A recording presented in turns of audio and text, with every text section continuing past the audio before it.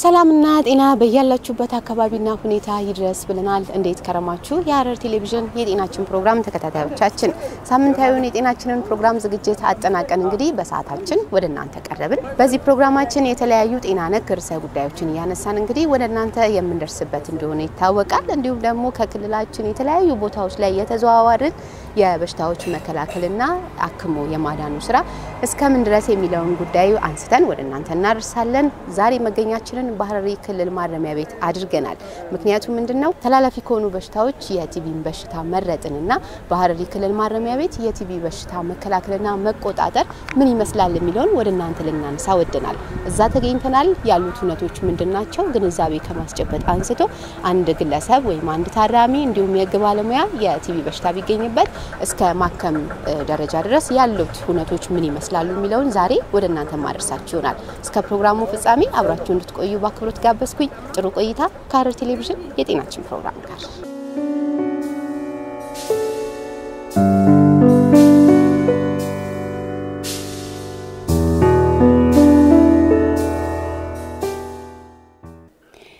ሳምባ ነቀርሳ ወይም ቲቢ የምንለው በሽታ ከጥንታዊ ዘመናት ጀምሮ በሰዎች ውስጥ የነበረ በሽታ ነው። በ1800 ዓመታት ውስጥ ኮንሰፕሽን ተብሎ ይታወቅ ነበር። በዚያን ዘመን በአውሮፓ የሚከሰቱ ሞቶች 1/4ኛውን ያህል ያስከተለው ይህ በሽታ ነበር። በ20ኛው ክፍለ ዘመን ውስጥ የንጽህና መሻሻልና የክትባት ዘመቻዎች በተሳካ ሁኔታ ስለተካሄዱ የሳምባ ነቀርሳና ተያይዞ የሚመጣ በሽታ መጠንን መቀነስ ተችሏል። ነገር ግን ከ1980 ዓመተ ምህረት ጀምሮ የመድኃኒት መቋቋም ችግር መጨመር ጀመረ። ይህ መድኃኒቱን የተላመደ የነቀርሳ በሽታን በፍጥነት እንዲዛባ አደረገ። በ2023 የዓለም ጤና ድርጅት ባወጣው መረጃ መሰረት 10.8 ሚሊዮን የሚሆኑ ሰዎች በቲቢ በሽታ የሚያዙ ሲሆን 1.5 ሚሊዮን የሚሆኑ ሰዎች በዚህ በሽታ ሳቢያ ህይወታቸው ያልፋል። 6 ሚሊዮኑ ወንዶች ሲሆኑ 3.6 ሚሊዮን የሚሆኑት ደግሞ ሴቶች ናቸው። በተጨማሪም 1.3 ሚሊዮን የሚሆኑት ህፃናት ናቸው። ይህ በሽታ በሁሉም ሀገሮችና በሁሉም የእድሜ ክልሎች ላይ የሚከሰት ቢሆንም በተለይ ግን በደሃና በታዳጊ ሀገሮች በሽታውም ሞቱም የበለጠ ቁጥር ሆኖ ተመዝግቧል።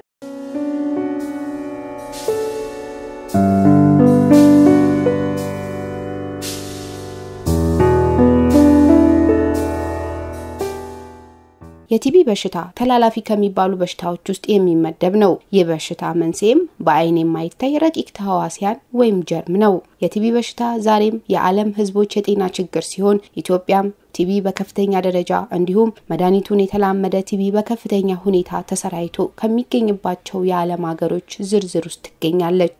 የቲቢ በሽታ ሁሉንም ቢያጠቃም የበለጠ የሚያጠቃው እድሜያቸው ከ15 እስከ 50 ዓመት ያሉትንና አምራችና የቤተሰብ ኃላፊነት ያላቸውን የህብረተሰብ ክፍሎችን ነው። ከዚህም የተነሳ በሽታው የሚያስከትለው ህመምና ሞት፣ የአካል ጉዳት እንዲሁም ማህበራዊና ኢኮኖሚያዊ ተጽዕኖ ከፍተኛ ነው።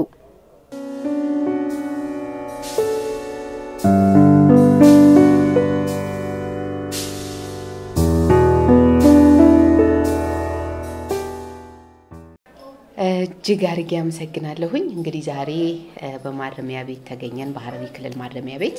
ምክንያቱም ደግሞ ቀደም ሲል እንደተነጋገርነው የቲቢ በሽታን በማረሚያ ቤቱ የመከላከልና የመቆጣጠር ስራ ምን ይመስላል የሚለውን ነገር ለማየት ነው የመጣነው። ስለሰጣችሁን ሰዓት ስለምትሰጡን መረጃ እጅግ አድርጌ አመሰግናለሁ። በቅድሚያ እንተዋወቅ እስኪ። እሺ፣ ስሜ ኮማንደር ዳንኤል ታምሩ እባላለሁ። የሐረር ማረሚያ ኮሚሽን የመሰረታዊ ፍላጎት ኃላፊ ነኝ። መሰረታዊ ፍላጎት የሚባለው ክፍል 3 አስተባባሪዎች አሉት። አንደኛው ምህንድስናና ጥገና ይባላል። ሁለተኛው አልባሳት ምግብ ማደራጃ ይባላል። ሶስተኛው የህክምናው ክፍል ነው። ዛሬ ህክምናው ላይ ነው የምናወራው ማለት ነው። አመሰግናለሁ። ጤና ፕሮግራማችን እንግዲህ እኛም በጤና ፕሮግራማችን ዛሬ በሶስተኛው ጋር እናንተ ከህክምና ጋር በመታረጉት ነገር ላይ ቆይታ እናደርጋለን ማለት ነው። ጥሩ ቆይታ ይኖርናል ብዬ ተስፋ አድርጋለሁ።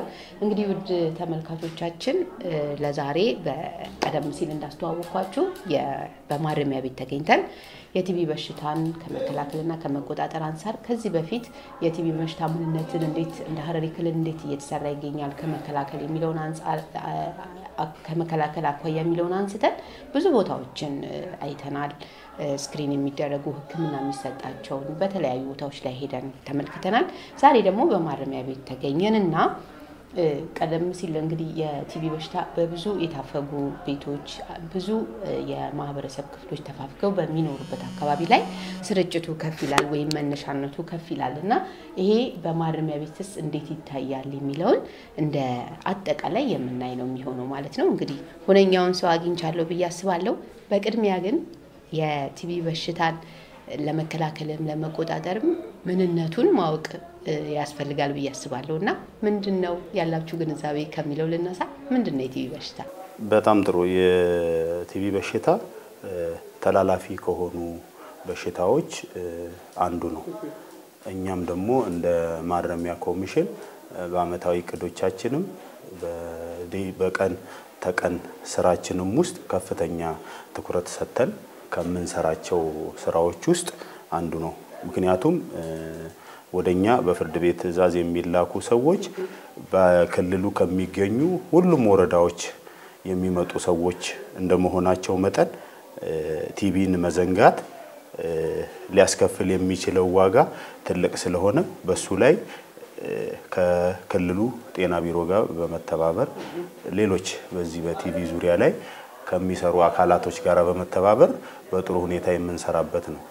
እንደ አብነት ብናነሳ በኮሚሽኑ የህክምና ክፍል በወር ለሳምንት አንድ ቀን 4 ጊዜ ስለ ቲቪና ከቲቪ ጋር ተዛማጅ ጉዳይ ላላቸው በሽታዎች ለህግ ታራሚዎች፣ ለፖሊስ አባሎች፣ በህክምና ክፍል ባለሙያዎች ተከታታይ ትምህርቶች ይሰጣሉ። እነዚህ በዶክመንቱም ይያዛሉ። በየጊዜው የማንቃት አዌርነሶችን የማስፋት ስራ እንደሚሰሩ ነው። ስለዚህ ምንድነው የሚለውን አየን። ግንዛቤ ማስጨበጥ ስራው ላይ በደንብ እንደምትሰሩ ገባን። መንስኤው ምንድነው የሚለውንስ ማስቀጠል ይችላል? መንስኤው እንግዲህ ማረሚያ በባህሪው በተጠጋግቶ የሚኖርበት ነው። የኛ ማረሚያ ቤት ደግሞ ለየት የሚያደርገው ምስራቅ ሐረርጌ ማረሚያ ቤትና ሐረሪ ማረሚያ ቤት በአንድ ላይ የሚኖሩበት ነው። ስለዚህ መጠኑ ከክልሉም ወጣ ይላል። ስለዚህ ከተለያዩ ቦታዎች የሚመጡ ጠያቂዎች ስለሚኖሩ ይሄ ደግሞ በትንፋሽ የሚተላለፍ በሽታ እንደመሆኑ መጠን በዚህ ደረጃ ታሳቢ ተደርጎ ነው የሚሰራበት ማለት ይቻላል።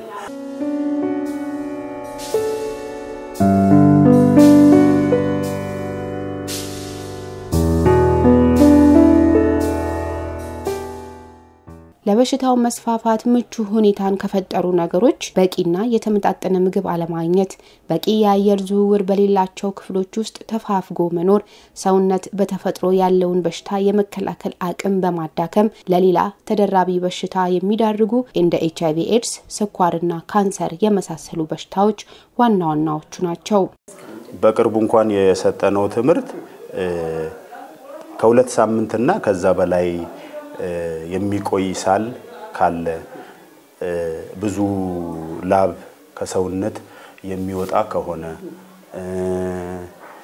የሰውነት ክብደት እየቀነሰ የሚሄድ ከሆነ አንዱ ምንም እንኳን እርግጠኛ መሆን ባይቻልም ምርመራ እስከሚደረግ ድረስ አንዱ ምልክት ሊሆን እንደሚችል እንደዚህ አይነት ክስተቶች በማንኛውም በግቢ ውስጥ ባለ የህግ ታራሚ ላይ ሲከሰት ቀጥታ ሐኪሞችን ኮንታክት በማድረግ ይሄንን ምርመራ በመውሰድ ነው አይደለም የሚለውን በመለየት ሆኖ ሲገኝ ደግሞ አስፈላጊውን የመድኃኒት አቅርቦት በማድረግ እንዲጀምሩ በማድረግ ነው እስካሁን ድረስ እየሄድንበት ያለነው አካሄድ እና ይሄን ግንዛቤ አስቀድመን ለህግ ታራሚዎቻችን የሰጠናቸው ስለሆነ እንደዚህ አይነት ነገሮች ሲኖሩ ዴይሊ ሊጎበኙዋቸው ሐኪሞች ወደ ግቢ ስለሚገቡ እነሱን ኮንታክት ያደርጓቸዋል። በዛ መልኩ ነው ስራውን እያስኬድን ያለነው። ከዚሁ ጋር ተያይዞ እንግዲህ ለማከምም እንዲለየን ቶሎ አክሞ ለመዳን እንዲለይ ደረጃዎች አሉት አይደል? ደረጃዎቹን ታውቋቸዋላችሁ? ስንት አይነት ደረጃ አለው? ምን ምንድናቸው? እሱ ከጤና ቢሮ ጋር ማስተማሪያ ማኑዋሎችም መጥተው ከረንትሊ በሀገር ደረጃ ቲቪ ምን አይነት ሁኔታ ላይ ነው ያለው የሚለውንም ከፌደራል ማረሚያ ቤቶች ሆስፒታል ጋራም በጋራ የምንሰራ ስለሆነ ከሪጅን ጤና ቢሮ ጋራም በጋራ የምንሰራ ስለሆነ ከረንት ምን ላይ ነው ቲቪ ያለው የሚለውን አዌርነስ ሁሉ ጊዜ ስላለ አዲስ ነገሮች ሲኖሩ ኢሚዲየትሊ ጤና ቢሮ ለኛ ይነግረናል እኛም ደግሞ ያለውን አዲስ ኢንፎርሜሽን ከህግ ታራሚዎች ጋራ ሼር እየተደራረግን በዚህ መልኩ ነው እየቀጠልን ያለነው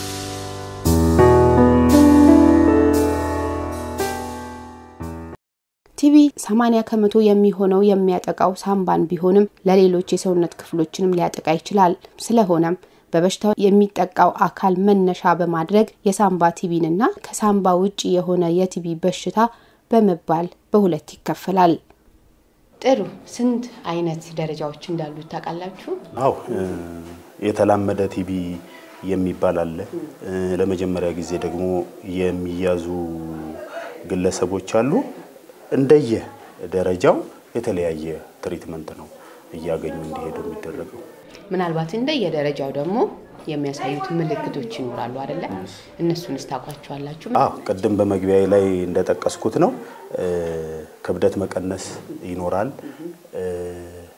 የምግብ ፍላጎት መጨመር ይኖራል ከበሽታው ያዳከመ ሲሄድ ፍላጎቱ መጨመር ይኖራል ላብ ይኖራዋል ከሁለት ሳምንትና ከዛ በላይ የሚቆይ ሳል ይኖራዋል ይህንንና መሰል ምልክቶችን ያሳያል የምግብ ፍላጎት መቀነስ መጨመር እንዴት ይጨምራል በሽታው የኢንተንሽን የመከላከል ኃይልሽን ሲያዳክመው በቃ ምግብ እንድትወስድ ያደርጋል yes even መድኃኒቱንም ከጀመሩ በኋላ ደግሞ የባሰ እና እኛ በሱ ላይም የምንሄድበት ሁኔታ አለ ተጨማሪ ዴይሊ ከሚወስዱት ሚኖ በተጨማሪ እንዲያገኙ ያደረግን ያንን ነገር ለማስታገስ ጥረት የምናደርግበት ሁኔታ ነው ከዚሁ ጋር ተያይዞ ምናልባት ለሌሎችም ይረዳናል ብለን እናስባለንና እንደየደረጃው የሚደረጉ ህክምናዎች አሉ ህክምናው ጋር ለምሳሌ በመጀመሪያ የሚያዝ ሰውን ከዛምን አይነት ህክምና ይሰጣል የሚያደርገው ነገር ኢሚዲያት ደግሞ ይሄ የተላመደው መድኃኒቱን የተላመደው ደግሞ ቲቪ አለ ከዛ ደግሞ ከፍ ሲልም ኤክስዲአር የሚባለው አለ እነዚህን ብትዘረዝርልኝ ምን ያህል እናቀዋለን የሚለው ነገር አመሰግናለሁ በህክምና ሂደት የምናደርገው ነገር በበሽታው የተያዘ ሰው ሲገኝ መጀመሪያ በጋራ ስለሚኖር ለዚህ ስፍራ ለዚህ ሁኔታ ባዘጋጀነው መለያ ስፍራ ላይ ነው የምናስገባው የመጀመሪያው ተግባር ህክምናውን ከመጀመር በፊት የመለየት ስራ ነው ምርመራ ስናደርግ የተገኘበት ግለሰብ ካለ ለቲቪ ሲገኝ ማቆያ የሚሆን ክፍል አለ መጀመሪያ የምናደርገው ወደዛ ማስገባት ነው እዛ ካስገባነው በኋላ መድኃኒት ከሸንኮር ወረዳም ጋራ ከክልሉ ጤና ቢሮ ጋር በመገናኘት በነፃ ነው የምናገኘው መድኃኒቱን እንዲጀምር እናደርጋለን መድኃኒቱን ሲወስድ ቆይቶ መተላለፍ ያቆማል ተብሎ የሚታሰብበት ደረጃ ላይ ሲደርስ ከማግለያው ወደ ቀድሞ ወደ ነበረበት ኮምፓውንድ እንዲመለስና ያደረግን ጣዋት 6 ሰዓት ማታ ቲቪንም ሌሎች በሽታዎችንም ተከታትለው በቢሮ ያሉ የህክምና ባለሙያዎች መድኃኒት ያስወጣሉ ስለዚህ መዘናጋቶች በህግ ታራሚዎቹ ቢኖሩ እንኳን ሐኪሞቹ ይሄንን ነገር ዴይሊ አቴንዳንስ በመያዝ ስለሚከታተሏቸው በዛ መልኩ መድኃኒታቸውን እንዲወስዱና ተፈውሰው ጤናማ እንዲሆኑ ይደረጋል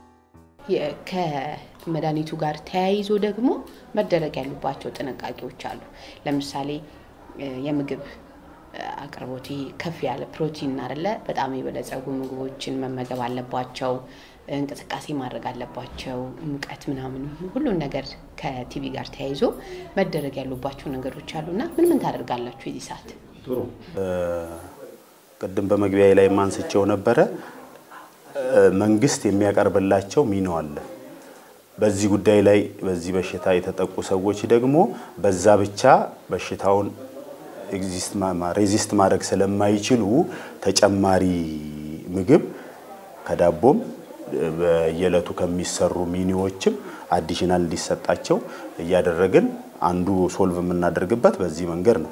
ሁለተኛው ደግሞ እንዳልኩት ከሸንኮር ወረዳና ከሪጅን ጋር በመተባበር አልሚ ምግቦች እነዚህ ፕላምፕሌት ምናምን ተጨማሪ እንዲያገኙ እናደርጋለን። ከውጭም ከቤተሰቦቻቸው ያለውን ሁኔታ ገልጸን ተጨማሪ ምግብ እንዲያገኙ በማድረግ ትሪት ይደረጋሉ ማለት ነው።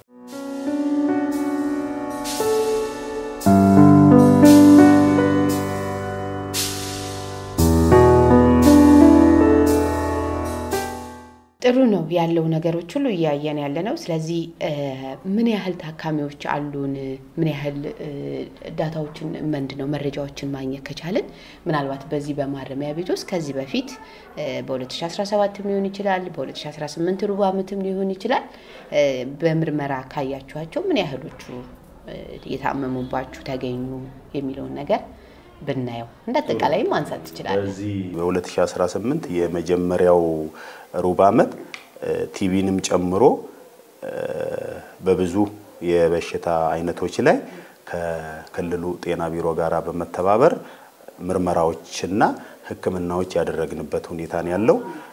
በአሃዝ ሲገለጥ ለ560 ታራሚዎች የደም ግፊት ምርመራ የተደረገበት ሁኔታ ነው ያለው።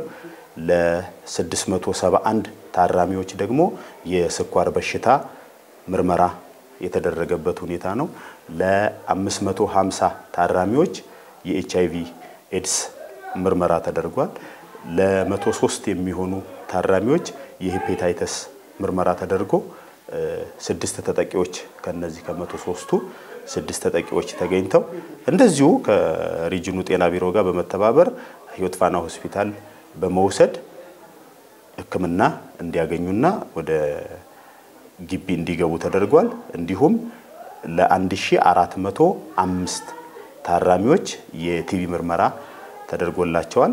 ከነዚህም ውስጥ 1041 በኤክስሬና 84 ታራሚዎች በአክታ ምርመራ ተደርጎላቸዋል። ይሄ ነው በዚህ በመጀመሪያው በ2018 የመጀመሪያው ሩብ ዓመት ቅድም እንደተጠቀሰው ከክልሉ ጤና ቢሮ ጋራ በመተባበር በአሃዙ ላይ ለተጠቀሰው የሚያህል የህግ ታራሚዎች የተለያዩ የህክምና ምርመራዎችና ህክምናዎች ተደርገውላቸዋል። ይሄኛው ከመደበኛው ከምናደርገው ህክምና በተጨማሪ ነው። በማረሚያ ቤቱ ሁለት ኦፒዲ ያለው ኢንተርናል እና ኤክስተርናል። ኢንተርናሉ ላይ በብዛት የህግ ታራሚዎች ይጠቀማሉ። ኤክስተርናሉ ላይ ደግሞ የህግ ታራሚዎች አባሎች የአባል ቤተሰቦችና ጡረተኞች ይታከሙበታል። ይሄንን በየለቱ ከምንሰራው በተጨማሪ ነው ከጤና ቢሮ ጋር በመተባበር ቀደም በአሃዙ የተጠቀሰውን ያህል ሰው ያከም ነው ማለት ነው።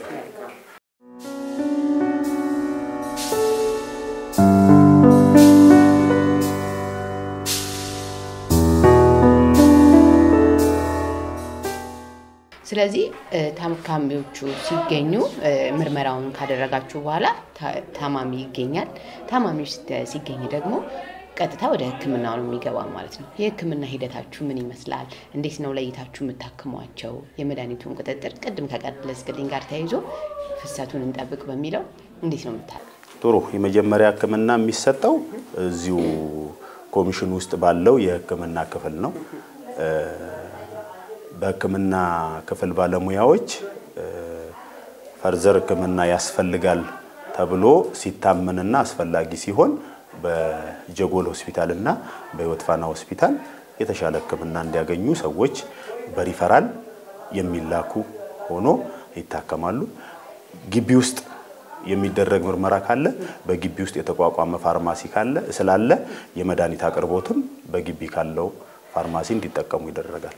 ሪፈር ከተባሉም ደግሞ ሪፈር ከተባሉባቸው ሆስፒታሎች በዛ በሆስፒታሉ የሚሰጡ ማንኛውንም አገልግሎቶች እንዲያገኙ ይደረጋል እና በዚህ መልኩ ነው። ታማሚዎች ከአንድ ላይ አይሆኑም አይደለ? ከታራሚዎች ጋር ወይስ ተለይተው ነው እንትን የሚሉት የሚታከሙ? ለጊዜው ሄፓታይተስ መለያሩም አለን። ሄፓታይተስ ሲገኝ ቲቢ ሲገኝ መለያሩም አለን። ሌሎቹን በሽታዎች ግን በየሚኖሩበት ኮምፓውንድ ላይ ሆነው ነው የሚታከሙት። ስለዚህ ቲቢ በሽታው ተገኘ የሚደረግለት ተለይቶ የሚደረጉት ቀደም ያልከኝ የህክምና ሂደቶች መድኃኒቱንም ከምግብ ጋር ተያይዞ ደግሞ ያሉት ነገሮች ይደረግለታል ማለት ነው። ከዛ ታክሞ ድኖ ወደ የተቀላቀለ አለ በትክክል አሃዙን ቲቢ ፎካል ፐርሰን ስላለው እሱን ኮንታክት አድርገን ምን ያህሎቹ እንደዚህ ተደረጉ የሚለውን ከሱ ጋር በእነነጋገር የተሻለ ይሆናል።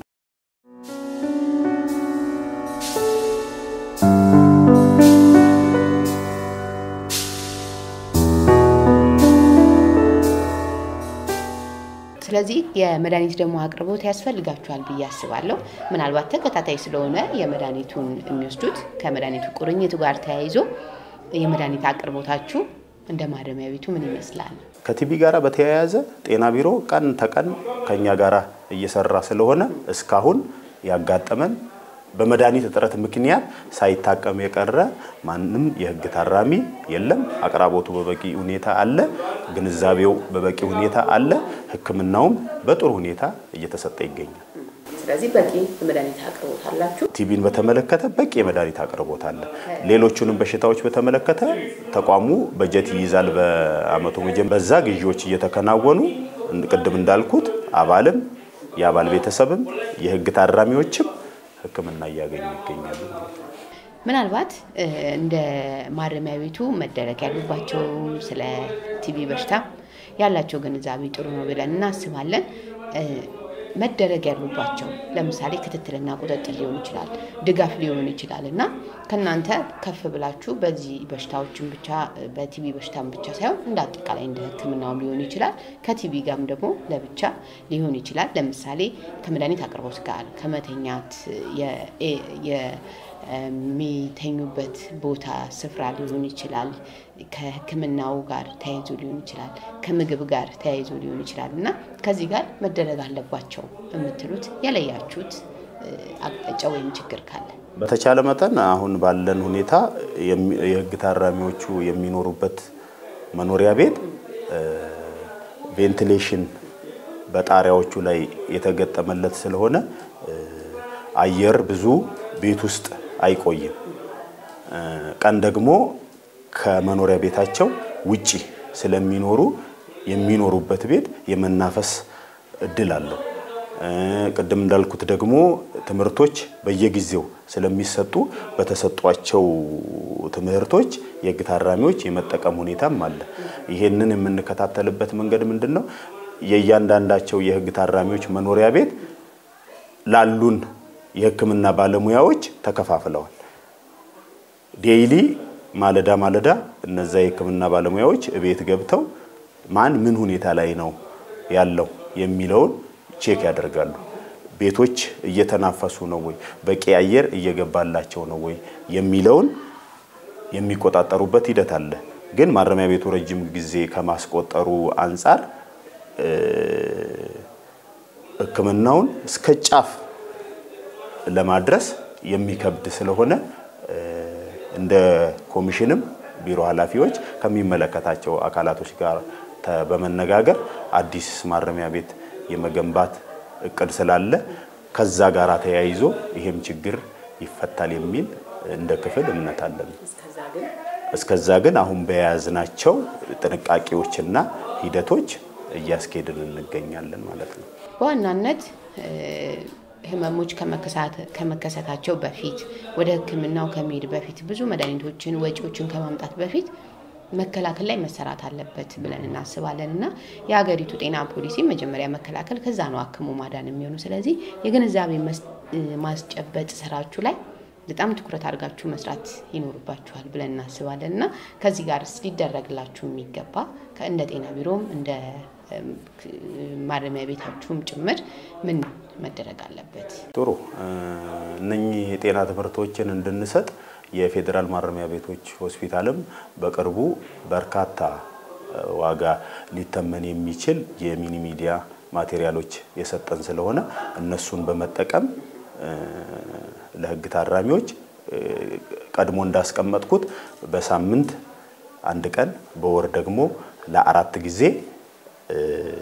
ትምርቶች እየተሰጡ ስለሆነ ንቁ ነው በበሽታዎቹ ጉዳይ ላይ የህግ ታራሚዎች ማለት ነው ኤንቫይሮንመንትንም በተመለከተ ቅድም እንዳልኩት ቤቶች ለየህክምና ባለሙያዎች የተከፋፈሉ ስለሆነ በየቀኑ እንዲጸዱ ይደረጋሉ ታራሚዎች ንጽህናቸውን እንዲጠብቁ የመኖሪያ አካባቢያቸውን እንዲጠብቁ በርካታ የማነቃቃት የማስተማር አቅማቸውን የማጎልበት ስራዎች እየተሰሩ ስለሆነ በዛ መልኩ ነው የመከላከል ሂደቱን እያደረግን ያለነው እና ቅድም ከላይ የተጠቀሱት ስራዎች በሙሉ ከመከላከሉ አልፎ የሚመጡ ነገሮችን ለመከላከል ነው ከሪጅን ጤና ቢሮ ጋር በወረዳችን ከሚገኘው ጤና ጣቢያ ጋር እየሰራንበት ያለነው ማለት ነው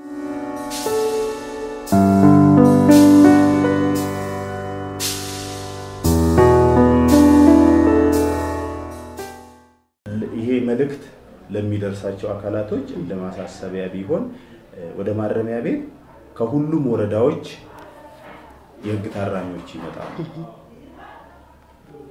በቅርቡኛ የጀመርነው አለ ኤግዚት ስክሪን ማለት የህግ ታራሚዎች የእስር ጊዜያቸውን ጨርሰው ሲወጡ ምርመራ አድርገን ያሉበትን የጤና ሁኔታ ለወረዳዎች ማሳወቅ እንፈልጋለን በዚህ ከኛ ጋራ መስራት ፍላጎት ሊኖራቸው ይገባል ወረዳዎች አንድ ይሄ ነው ሁለተኛ እንዳልኩሽ ቅድም ከሁሉም ወረዳዎች ደግሞ ወደኛ ሰዎች ስለሚመጡ ምን አለ ብለው ለአሰራር እንዲያመች ተደርጎ እኛ በሸንኮር ወረዳ ስር ስላለን ከሸንኮር ጤና ጣቢያ ጋር ብቻ ነው ለጊዜው ምን ሰራው ግን ሁሉም ወረዳ ላይ ያለ ጤና ጣቢያ ለኛ እንደ ስቴክሆልደር ነው ብለን እያሰበን ስለሆነ እነዚህ አካላቶች የሚጎበኙን ሆነው ከኛ ጋራ ስራ እንዲሰሩ እድሉ የሚመቻችበት መንገድ ካለ በዚህ አጋጣሚ መልእክቴን ለማስተላለፍ ፈልጋለሁ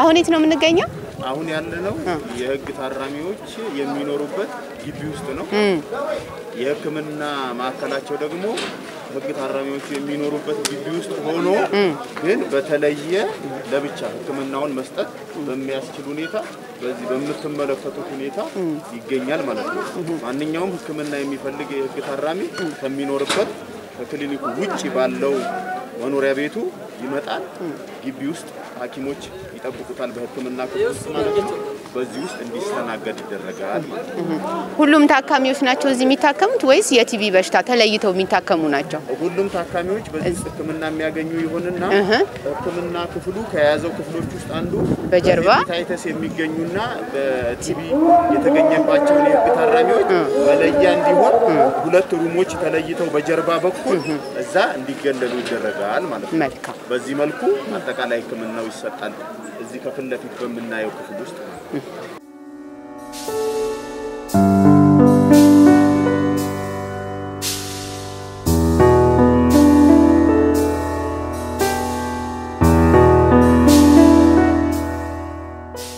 ይሄኛው ክፍል የምታዩት ፊት ለፊት ያለው ክፍል የህግ ታራሚዎች ምርመራ ሲደረግላቸው የቲቪ ምልክትና ቲቪ የተገኘባቸውን ከአጠቃላዩ ማህበረሰብ ለይተን ህክምና ለመስጠት እንዲያስችለን የምንለይበት መለያ ሩም ነው እንደ ቲቪ ህክምና አሰጣጥ በቂ ነው ያለው ነገር እንዴት ታየዋል ይሄኛውን ነገር ማለት ነው ይሄ ተገቢና አስፈላጊም በመሆኑ ከሚመለከታቸው አካላቶች ጋር በመተባበር የመኝታ ሁኔታዎች የሚስተካከሉለት ቢሆን በቂ የሆነ አየር እንዲወጣና እንዲገባ የሚያስችል ሆኖ እንዲደራጅ አስፈላጊ ስራ ቢሰራ መልካም ነው ብዬ አስባለሁ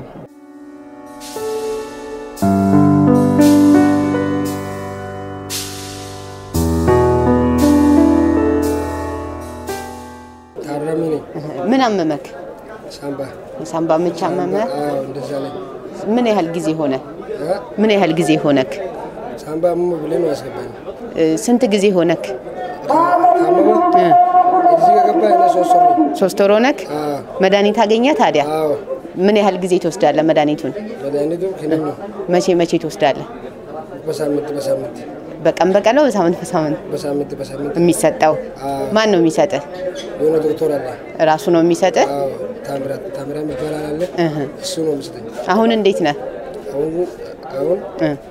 አሁን ጤነኛ ነኝ ተሻለኩ በቃ እንዴት ያደርግህ ነበር እንዴት ያደርግ ነበር ጀርባ ማለት ነው ይወገኛል ከዛ በኋላ ሲዋጥ ከዋጥ በኋላ በቃ ቆመ ሳልስ አለው ዋጡ ቆመ ሳልስ ያስልህ ነበር እንደው ይወገኛል በቃ ጀርባው ላይ ማለት ነው እንዴት መጀመሪያ መቼ ነበር ያመመክ በቃ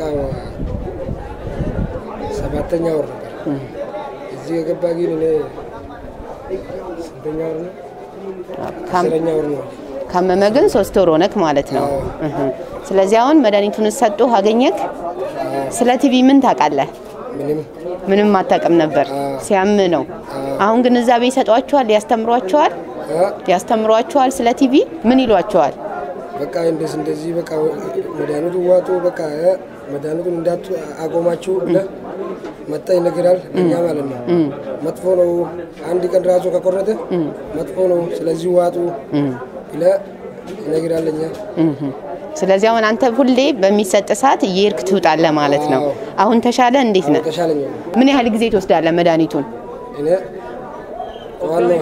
ጠዋት ሁሌ ከእንቅልፍ ላይ ሲነሳ እወጣለሁ ከዛ በኋላ ምግቡን እበላለሁ ምግብ ትበላለህ በደንብ መብላት አለብህ በደንብ የበላኩ ነው አሁን ደህና ነህ አሁን ደህና ነኝ ምን ይደረግልህ ሌላ በቃ ያለው ምቹሎን ነገር በቃ እናንተ ያርጉልና ምን እናድርግ እኮ በቃ ፕላን ብለን ምናምን በቃ የሚያስፈልግ እኛ የምፈልጉ ፕላን ብለን ነው እሱ እኮ በጣም መድኃኒት ነው እሱ ነው የምፈልገው የለም በደንብ እዚህ ኧረ እዚህ የለም ፕላን ብለን እሺ ፕላን ብለን የለም እሺ እዚህ ፕላን ብለን የለም ስለሌለ በቃ እናንተ ተባብሩልን በቃ እሺ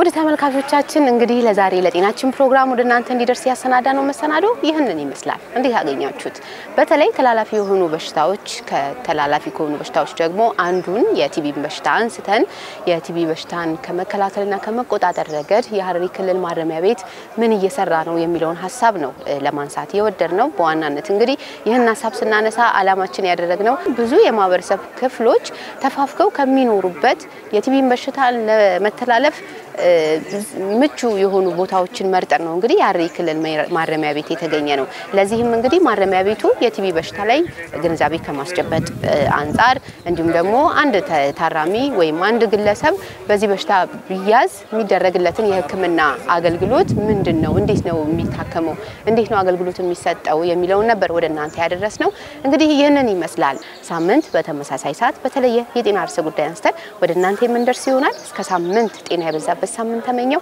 ቸር ሰንብቱ